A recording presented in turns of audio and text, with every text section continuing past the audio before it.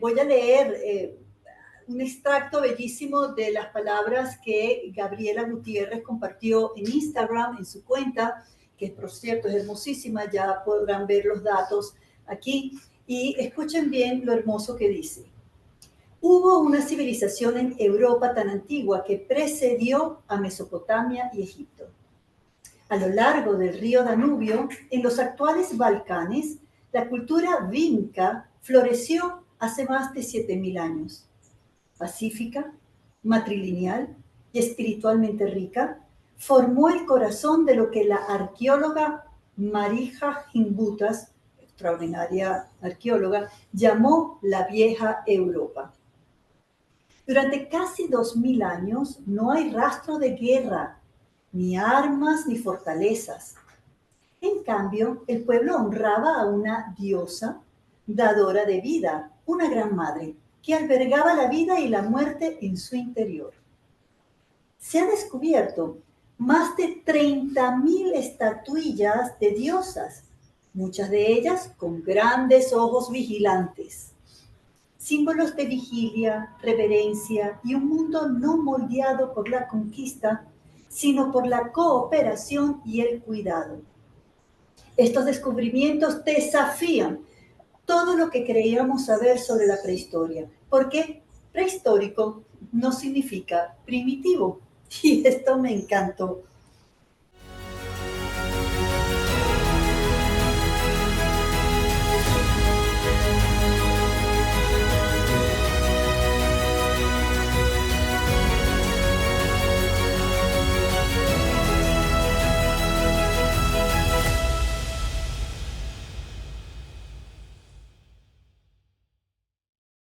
Gracias. Gabriela es una mujer sumamente joven que a nosotras nos ha inspirado enormemente, sobre todo ver una nueva generación fascinada por descubrir la otra historia de la mujer, la otra historia de la humanidad y de la divinidad y nuestro justo lugar en esa otra historia.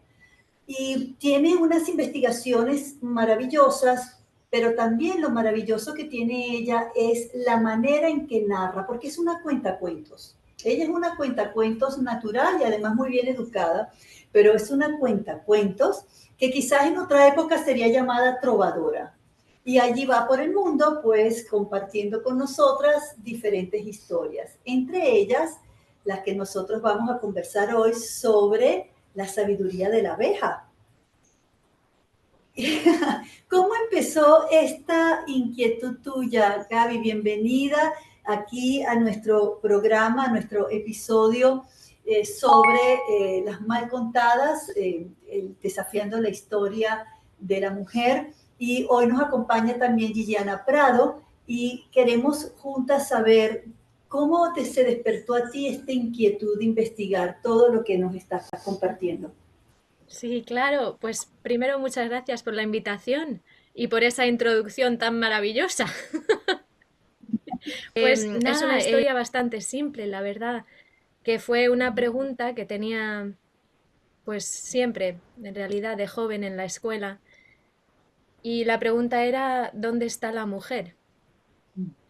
Y a mí me interesaba mucho siempre el conocimiento. Quería entender, quería saber el origen del ser humano y la filosofía de la razón por la que estamos aquí y las formas de saber y la creatividad y el conocimiento a la vez. Estas formas de entender el absoluto y pues eso, el ser humano. Y, sí.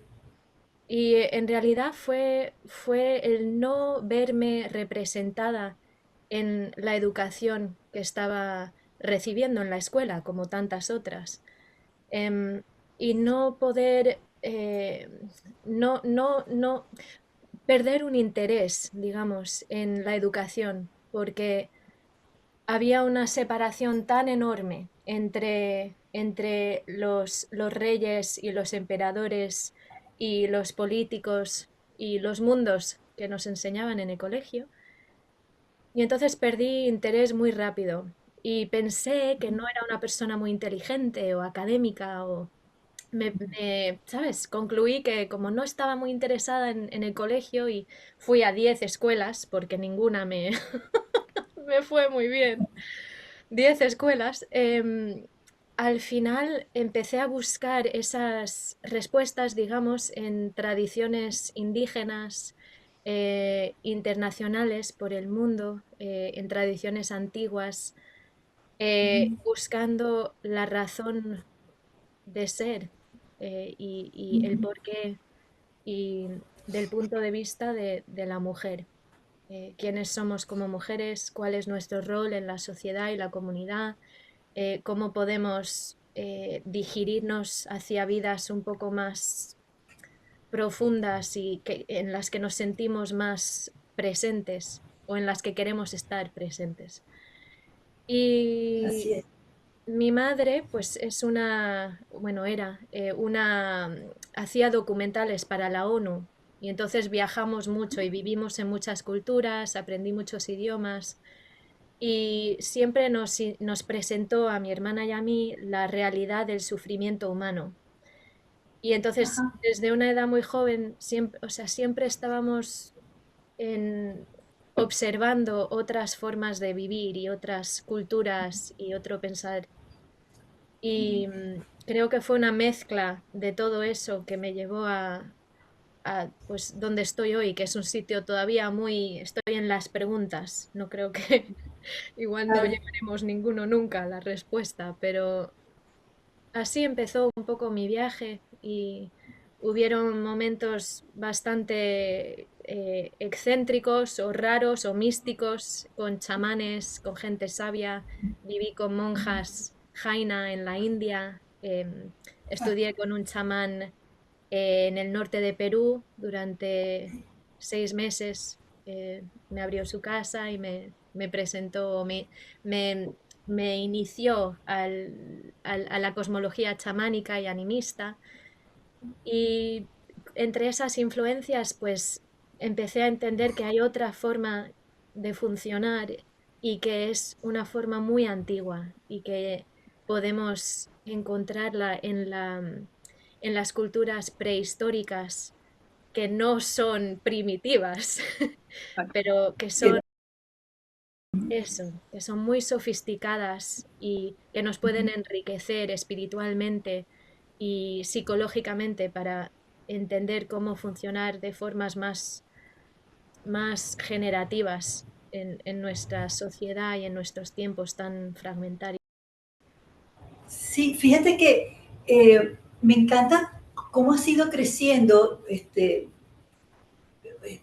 Yo viví una experiencia parecida a la tuya, pero en una época radicalmente diferente, Mm, donde hablar de la mujer en la historia o la prehistoria o en la divinidad inclusive era simple y sencillamente innombrable, eso no se podía decir.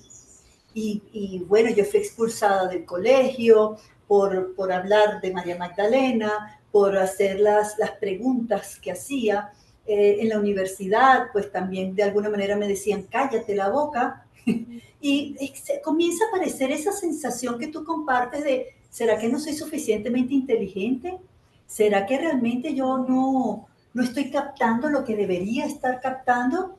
Pero después la vida nos va llevando a que una única historia no es la verdad y que ciertamente pues las generaciones van pasando, la evolución nos va permitiendo que nuevas personas científicas, investigadoras, gente que experimenta, que busca, revelen otras verdades. Y también estuve con chamanes, también he estado pues en la India en retiros de muchos meses y pues va cambiando toda la cosmología interior mía como mujer y de repente te veo a ti tan joven y digo, otra más que está pasando por un proceso como este, pero en un mundo que está más abierto, que está más preparado para aceptar nuevas investigaciones y nuevas verdades, ante lo cual te pregunto, ¿sientes que el mundo donde tú te mueves realmente está aceptando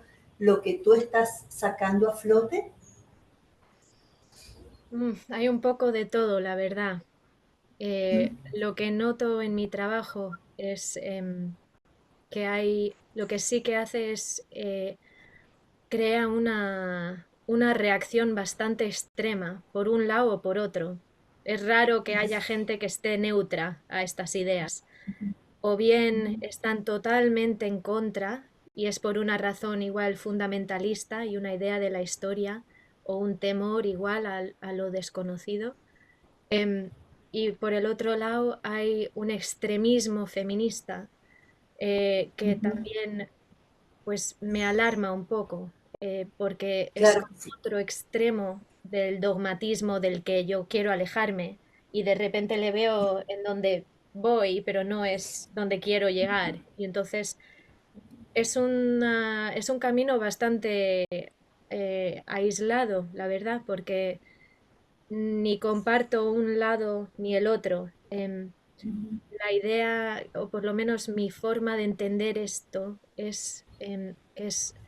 va más allá de cualquier absolutismo o cualquier fundamentalismo, porque para mí el primer punto es que al final nadie va a saber de dónde venimos y cuál es la verdad del ser humano y la razón, pero igual más importante es el saber estar con la pregunta y el vivir con la pregunta y Sí, con el misterio y con la belleza. Y entonces yo escribo sobre esto y lo estudio porque la verdad es que no tengo mucho poder de negociación con ello, es lo que me sale. Am, es lo que te... eh, pero, pero al final no sé, para mí es más una forma poética, vivir de forma más generativa y no un proyecto misionario. No me interesa convertir a nadie ni entrar en grandes debates, que es como que haciendo este trabajo, pues ya empiezan las alarmas, ¿no? En la gente y los fuegos y quieren empezar a preguntarte y a analizar y a entrar en combate y como no entro, pues como Gabriela, nos que, encantaría saber cómo ha llegado las Melissae y Artemisa a tu vida o cómo has llegado tú a ellas. pues en realidad fueron las abejas en sí.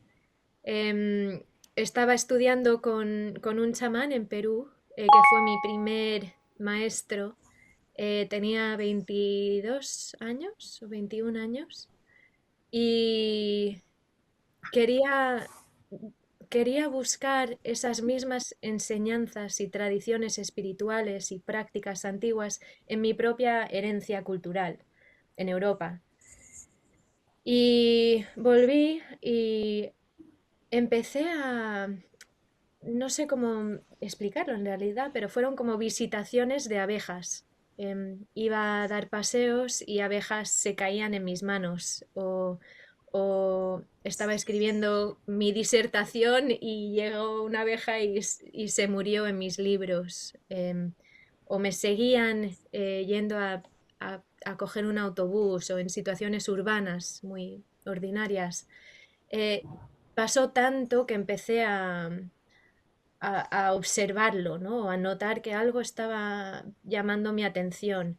Y ya me había introducido el chamán, don César, a una realidad animista, espiritual, a un mundo de inteligencias más de humanas o no humanas, eh, y a la Y te idea voy a que interrumpir. podemos. ¿En ese momento de alguna manera la consideraste tu aliada de poder, tu tótem espiritual? Pero con mucho cuidado, porque una alergia para mí son los absolutismos y por un lado sí, pero por otro lado no como un símbolo singular que me defina o que defina mi relación con los dioses. Más bien como una maestra en sí, como otro profesor o otro guía que no era mío ni era personal, era simplemente lo que vi a través, porque empecé a aprender apicultoría y aprender a estar con las abejas, pero sin manipularlas, sin abrir las colmenas, de forma más natural y centrada en el bienestar de la abeja. Y lo que lo que aprendí o lo que me enseñaron poco a poco y siguen enseñándome es que representan la religión prepatriarcal. Es que su mundo y su símbolo, su arquetipo es igual, o para mí, ha sido la forma más exacta y completa para entender la cosmología de las mujeres que existieron antes de los dioses de Olimpia, de Olimpo, perdón, de los romanos y de los dioses del cielo. Otra cultura. Los miles de años donde la divinidad era ocupada por la diosa madre y sus otros nombres, o por la pareja, Osiris e Isis, hombre-mujer, masculino-femenino. Es decir, hubo toda una época anterior a la religión patriarcal donde la mujer tenía un lugar prominente en la divinidad, o lo femenino tenía un lugar prominente en la divinidad. Eso es. Y me parece que no solo fue una posición preeminente, sino el rol de el mantenimiento espiritual en una comunidad era el Exacto. rol de la mujer. Y sé que es Exacto. puede ser un poco tabú decir eso y puede sonar extremo, pero no me refiero a que el hombre no tenía una posición o cualquier otro género no tenía otra posición, sino que había un contrato sagrado entre cada ser en la sociedad y el mundo mm, no humano, el mundo natural, o supernatural, se podría decir. Para mí Claro, es lo mismo. no había una Em, separación de esto y ahora sí la hay. Yo creo que por ahí va la claro, clave. La claro, separación de que la no naturaleza es tan había grande que ahora eso no se puede comprender. Entonces entendemos el mundo de una manera tan limitada que no nos permite comprender que antes lo animal y lo vegetal y lo humano eran lo mismo, ¿no? eso, que esa separación es muy moderna, pero que la Sí. mayoría de la conciencia humana o la mayoría de nuestra historia no separaba el mundo de la manera que lo separamos ahora. Era, es bastante, es un proceso en sí llegar a esa forma de pensar, ¿no? Pero creo que es posible, a través de la abeja, por ejemplo.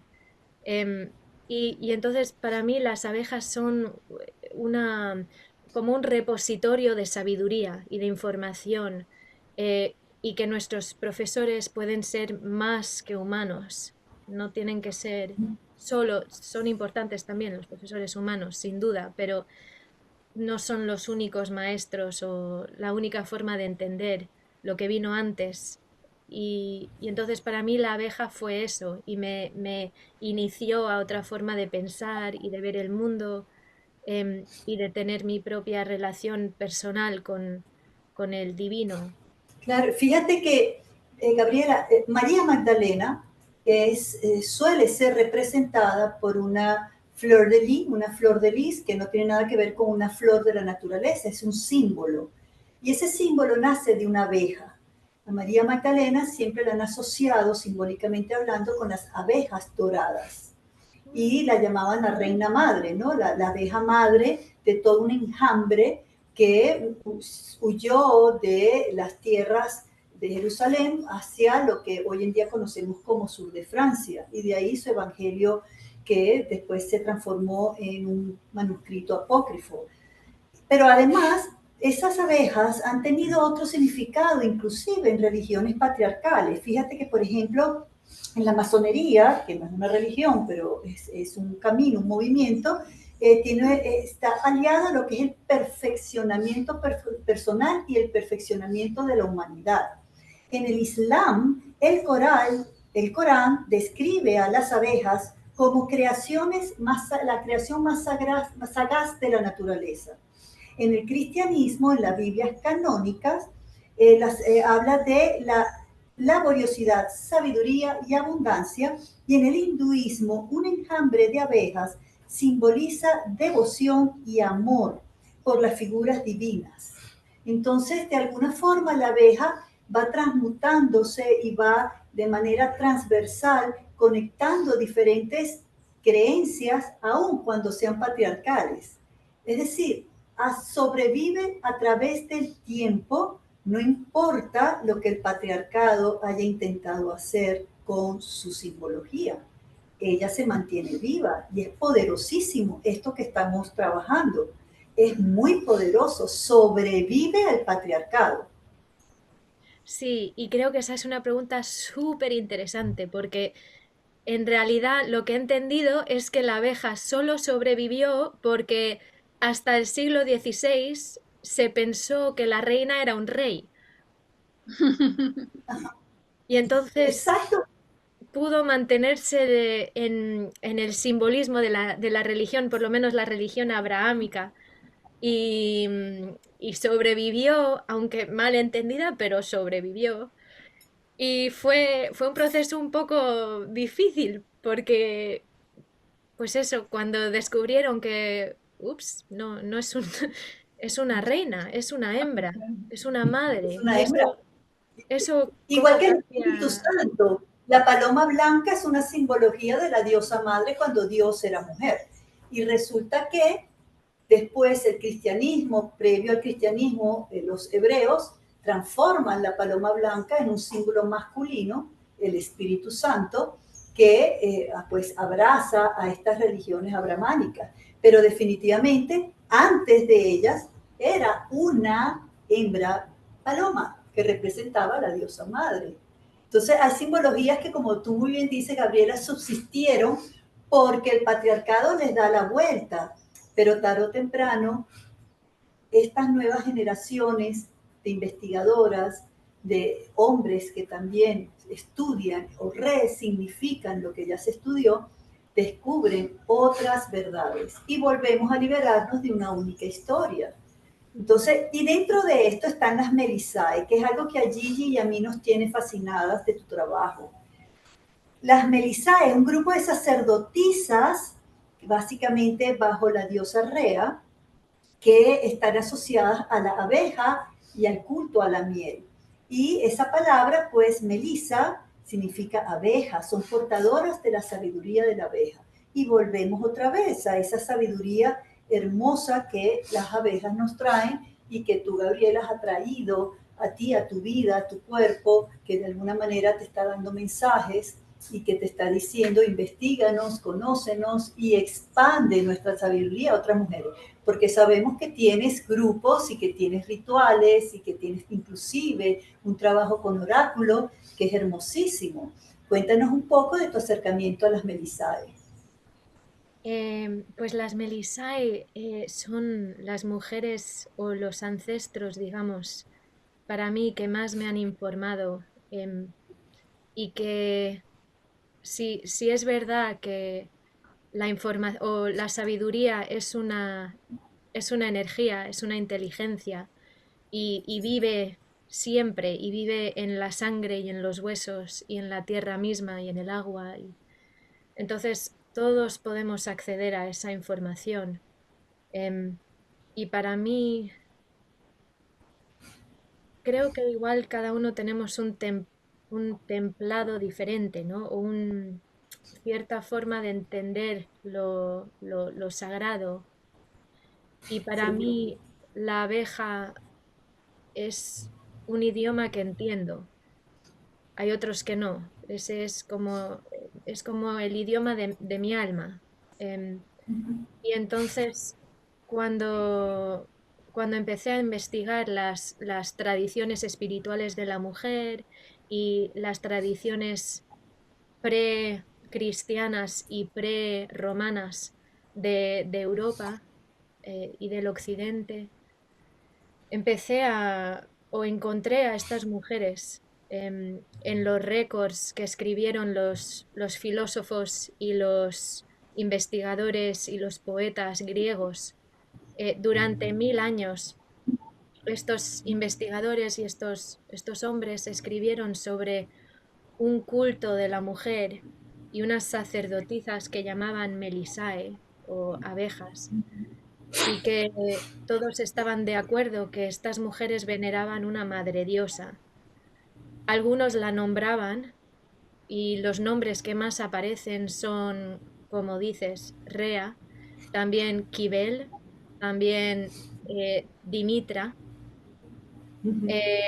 y Core, su hija. A veces sale Afrodita y también sale Artemisia de Éfesus, pero más como ella misma, la diosa abeja. No hay récords escritos de mujeres llamadas Melisai que la servían, pero sí hay récords sobre hombres sacerdotes que la servían, que se llamaban esenes, que quería decir el masculino de la abeja, el drone en inglés. Y Sí. ellos, Ujú. yo creo que ellos trabajaban junto con las Melisae, que se salvó solo el nombre de los hombres, como suele ser el caso en Seguro. la historia, y el rol de la mujer entró un poco en la oscuridad. Pero lo que sí sabemos es que desde Homer, en los años 800 BC, hasta un gramario de egipcio en los años 300 algo, me parece, sí, más o menos, que escribieron sobre estas mujeres Melisai. Y entonces empecé a investigar y a buscar su récord en los escritos de estos hombres, pero también en los mitos y en la arqueología. En 2021 escribí una disertación sobre ellas, que se llama, bueno, en inglés, pero en español sería el culto de la abeja en la historia antigua y los mitos de Grecia y de Creta. Em, y de ahí empecé a escribir, a profundizar y a escribir el libro en el que estoy trabajando ahora, que es sobre las Melisae. Em, y lo que tengo entendido es que estas mujeres eran, se, era un culto de la mujer, era un grupo de sacerdotisas que trabajaban bajo el título Melisae durante la época antigua de Grecia, pero yo creo que vinieron, que era más antigua esa tradición y que vinieron de la Creta minoana. Y aunque no hay escritos que las nombran, Seguramente. porque no hemos traducido el idioma, el lenguaje ni los hieroglifos de los minoanos, no sabemos cómo se llamaban sus sacerdotisas, pero sí sabemos Sin que la embargo, no sé si conoces el trabajo de Rian Eisler, El cáliz y la espada. Ella investiga El mucho esa reparto cultura también. que tú estás mencionando. Rian Eisler, pues tuvimos una conversación con ella también y habla pues mucho de lo que tú mencionas, claro, desde otro punto de vista, pero llega a la misma población y a las mismas enseñanzas y posición de la mujer. Y también, así como tú y muchas otras personas que estamos trabajando, investigando, pues se denota cómo se borra a la mujer de la historia y se coloca o solamente la historia del hombre o se adjudica al hombre lo que pertenecía a la historia de la mujer. Y entonces nosotros tenemos pues ahorita un embrollo de información que hay que simple y sencillamente pues reordenar y colocarle a cada quien y a cada momento su verdad, que todavía hay mucho por investigar y mucho por comprender. Y cuando mencionaste a Artemisa en Éfeso, pues está esta imagen clave de ella, que donde tiene, originalmente se pensaban que eran muchos senos que ella tenía en su cuerpo y después se dan cuenta que lo que más bien asemeja es un panal de abejas. Entonces una Artemisa que tiene pues una protuberancia en forma de panal, de volúmenes, que es hermosísima y que todavía se está estudiando.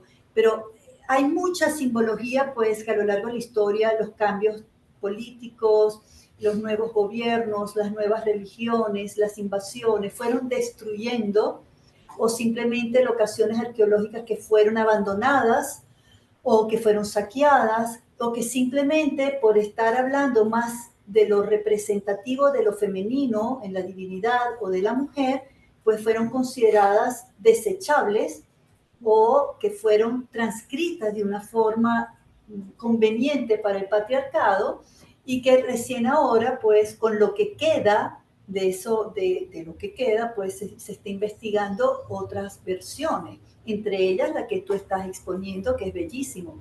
Ahora estas Melisáes trabajaban también con un oráculo y tenemos entendido que tú también estás trabajando con un oráculo.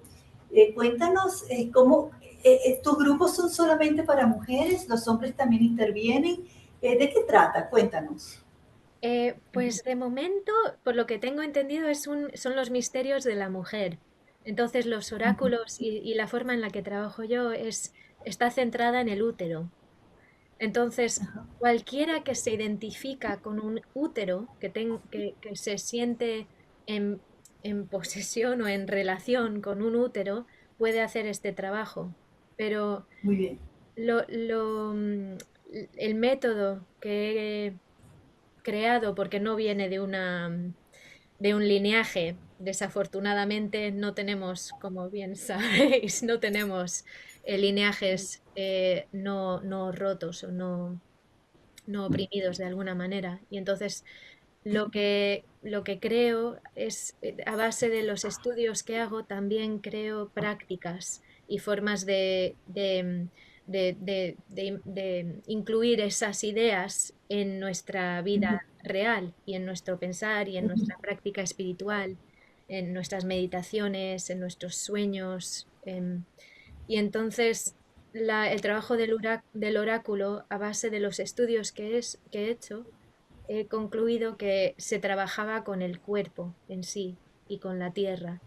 Y entonces Es las así. mujeres que se llamaban eh, las Pythia o the Delphic Bee, las abejas de Delphi, digamos, o las Melisae de Delphi, que Delphi fue uno de los centros más sagrados de la Grecia antigua y uno de los centros oraculares más importantes. Em, y estas mujeres trabajaban con la tierra en sí y después estudiosos intentaron entender qué estaban haciendo exactamente y hay teorías que trabajaban con vapores que salían de la tierra y puede ser, o igual con psicodélicos que bebían o ingerían algo. Yo creo que eran mujeres trabajando simplemente con el mundo natural y con su propio cuerpo y su propio saber. Bueno, es que esos estados alterados de conciencia se pueden lograr con la simple respiración. No tienes que Exacto, ingerir nada. O sea, hay muchas maneras. El vapor, el movimiento, la respiración. Hay formas sin intervención de un elemento externo al cuerpo, con lo cual nosotros podemos, y los hombres, cualquier persona, accesar esos estados alterados de conciencia, inclusive canalizar, recibir información de nuestro pasado, de nuestro linaje, de la vida, de la madre tierra, de lo que existe alrededor nuestro y dentro de nosotros. Entonces es maravilloso. Y esto es muy antiguo, como lo está diciendo Gabriela. Esto es algo que tiene milenios, no es algo descubierto por los chamanes en Norteamérica hace 50 años o 130 años. Esto es milenario. Esto ha sido llevado poco a poco a lo largo de las generaciones y que con mucho dolor muchas religiones han prohibido porque simple y sencillamente este tipo de trabajo te permite conectarte directamente contigo mismo, tu alma, tu divinidad, aquello en lo que tú creas que es sagrado, y sin ningún intermediario, que en este caso sería un ministro, un cura, un sacerdote de cualquiera de las religiones reinantes que hay en este momento en el planeta. Entonces, por eso es que han sido vetadas, pero están resurgiendo y fíjense como una nueva generación las está tomando y de manera, unas responsablemente y otras no tan responsablemente, las están expandiendo nuevamente en la humanidad. Y por lo que hemos visto, Gabriela, tú estás responsablemente expandiendo este camino de conexión gnóstica muy profunda y pura y hermosa además.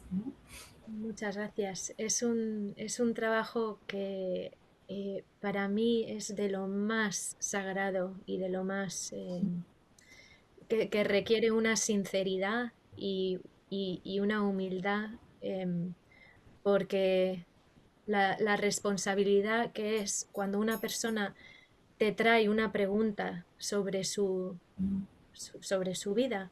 O sea, te da ahí un poder enorme y creo que ese poder ha sido mal usado y es muy fácil mal usarlo y entonces las artes oraculares, que es un programa, supongo, un método que enseño a mujeres y que yo misma sigo aprendiendo y sigo desarrollando, es que el primer trabajo es lo que está inscrito en Delphi, un aforismo oracular que es conócete, gnotis Conoce. auteon.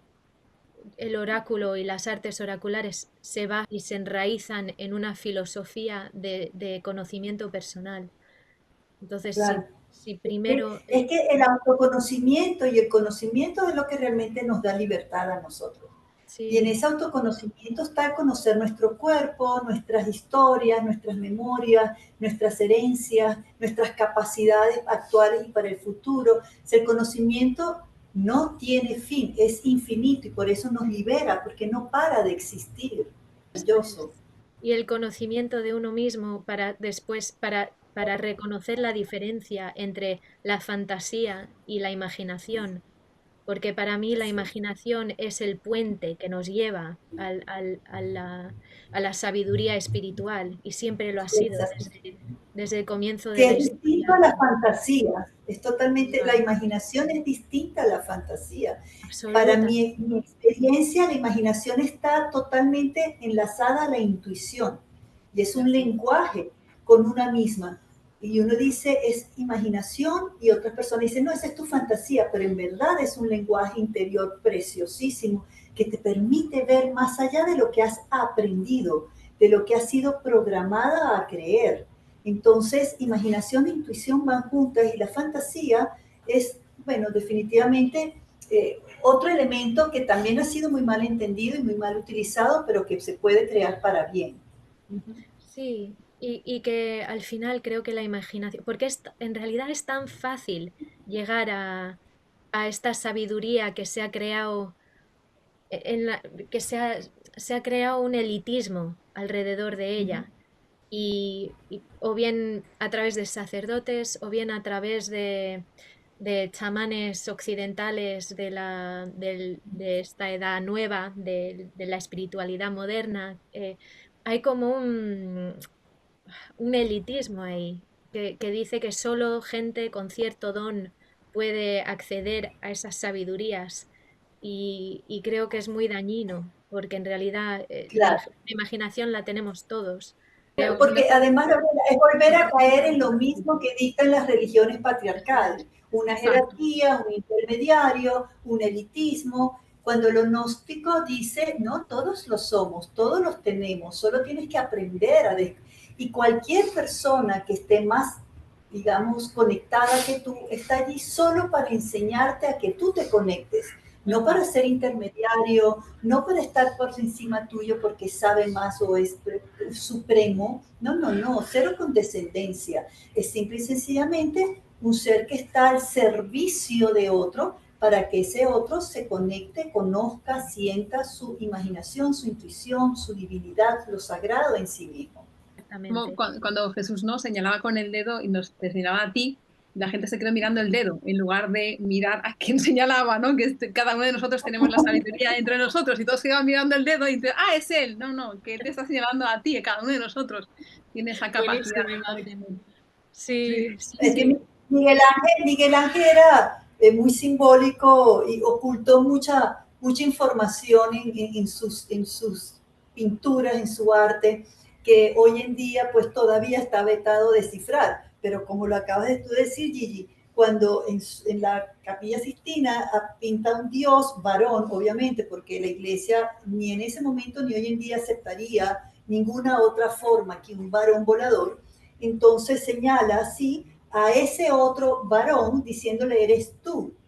Pero detrás de ese varón volador hay toda una simbología femenina que en otro Sí. momento hablaremos de eso. En otro Yo, episodio. En otro yo- episodio. yo quería hacer una pregunta a Gabriela y es con este mensaje o esta conexión con las abejas, ¿qué mensaje de esperanza o de camino traen para la sociedad en la que vivimos? Igual la esencia de ese repositorio de sabiduría que tienen es la transformación. Y es la posibilidad de transformar cualquier materia a otra a través de una atención y un cuidado y un amor, en realidad. Las abejas creo que han sido símbolos de regeneración. En los mitos sabemos que en varias historias las abejas fueron creadas a través del cuerpo o de los huesos de un toro. Y ese toro Sí. era símbolo por lo menos en las culturas de Eurasia prehistóricas, el toro era un símbolo del dios hombre o del dios masculino, del hijo de la diosa, que era el dios de la vegetación, y él era el toro, el dios solar, y ella era la abeja.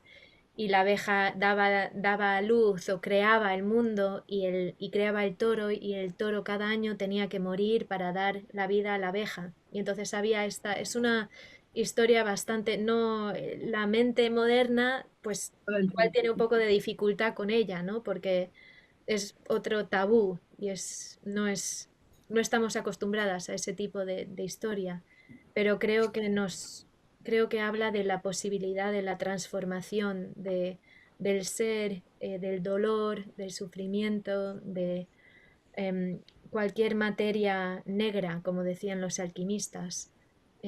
Y las abejas son una imagen redentiva, nos llevan a una posibilidad de gracia y de belleza y de amor y de un sentido de conexión con la tierra y con nosotras mismas y con el mundo externo en nuestras relaciones humanas y no humanas.